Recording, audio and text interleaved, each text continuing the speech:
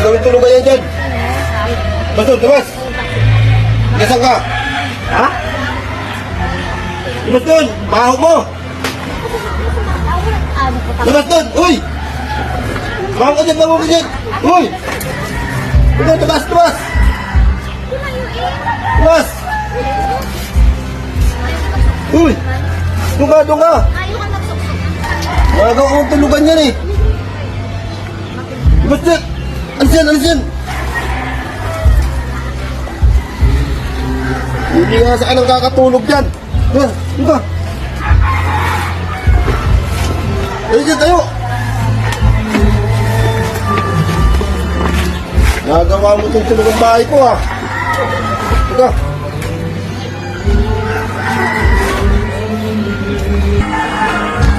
Hoy, nandito ka na naman.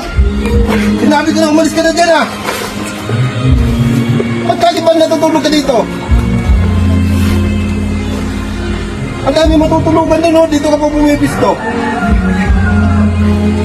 Alis yan. Ginagawa mo na yung... Basura na basura dito eh. Alis doon. Brother, kung pinapagalitan yan. Ginagawang tulugan yung bahay ko eh. Bahay? Isang araw nandito yan eh. Bahay mo? Ang bahay ko. Eh, bahay niya yan eh. Paano naging bahay niya yan? Eh, ba't hindi mo tanongin ang misis mo? Ayan. Kilala mo ba to? Alam mo ba? Dati niyang asawa yan. Magkasakit lang yan, pinabayaan ng asawa mo. Kilalanin mo nga. Oh. Tapos alalayasin mo?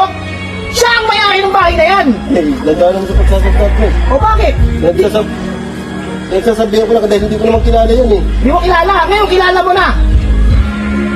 Kilalanin mo, kilala mo yan. Oh. Kayo ang dapat lumayas dyan dahil bahay niya yan. Kuya, danda ka sa pananalita mo. Wala kang karapatang mag-ganyan dito. Walang karapatan, kapatagal ko ng kapitbahay yan. Tapos pinapalayas itong pangalawang asawa mo. Hindi kasi nandito nga natutulog, hindi ko naman alam eh. Hindi naman niya alam. At saka, bakit anong karapatan mo magagalit ka dyan? Magagalit talaga ako dahil concern ako dito sa tao. Siya ang may-ari ng bahay na yan. Samantala, sobra magpalayas itong pangalawang asawa mo. Kuya, hindi niya alam. Okay, alam niya na. Kumanali. Kilalanin mo nga. Alam mo yan. Ay. Bakit Lagi ka lang. Lagi nila tinataboy ito. Hindi, kasi umalis na siya sa bahay eh. Saan ka ba galing? Oh, Ano ba nangyari malaman mo. sa'yo? Ay, dati kong asawa pa. Balik mo yan, pre. Kilala mo naman yata yan. Hindi mo muna. At pag-usapan yung dalawa. Ikaw naman, asawa mo, pinabayaan mo na. Eh, wala. Umalis naman Kasi siya sa asawa bahay. mo, asawa, kala mo siya kung sumita. Alam mo, wala kang karapatan mo kung sigaw-sigawan, ha? Hindi kasi naman yung kilala umalis eh. sa inyo. Hindi ko naman alam na hindi yan pala dati niyang asawa. Kaya ba't natutulog dyan? Lagi natutulog dyan. Tuwing uwi ko, pag alis ko, nandiyan dyan natutulog. Ito na lang kasi ang bahay niya natitira sa kanya. Tapos, dahil napak, magpalayas kayo. Hanggang dito na lang nga, pinapalayas nyo pa. Ito na lang ang nasitira ng bahay, tapos palalayasin nyo pa. Eh, hindi ko nga alam. Kaya nga tinatanong ko kung bakit taga-saan siya eh. Lagi natutulog dito eh. Ito, asawa niya dati to. Eh, hindi ko alam yung gagawin kasi may asawa na ako ngayon. Oh, ikaw ang dapat mag-isip. Eh, hindi naman pwedeng magsama kami sa isang bahay, Ay, di ba? hindi naman kayo pwede samantalang bahay na to. Alam mo, wala kang karapatang ganyanin mo ako. Hindi, ang maganda niyan, yatid mo na lang yan. Yatid mo na lang siya kung kilala mo siya. Yatid mo na lang sa kanila. Eh, paano tong bahay niya? Sa inyo na, ganun-ganun na lang yun. Wala na sila eh. Dalawa kami niyan eh.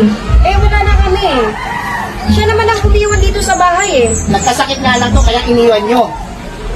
Oh, tsaka nyo iisipin, tapos yung asawa Eh, ko, pangalawang di- asawa ko, halos magtabuyan. Eh, hindi Hindi nga mo kasi kilala. kilala, di ba? Hindi mo kilala Paulit-ulit. Halika na, Dalhin mo na lang yan siya sa inyo o kung saan man yan. iano natin to, ilalapit natin to.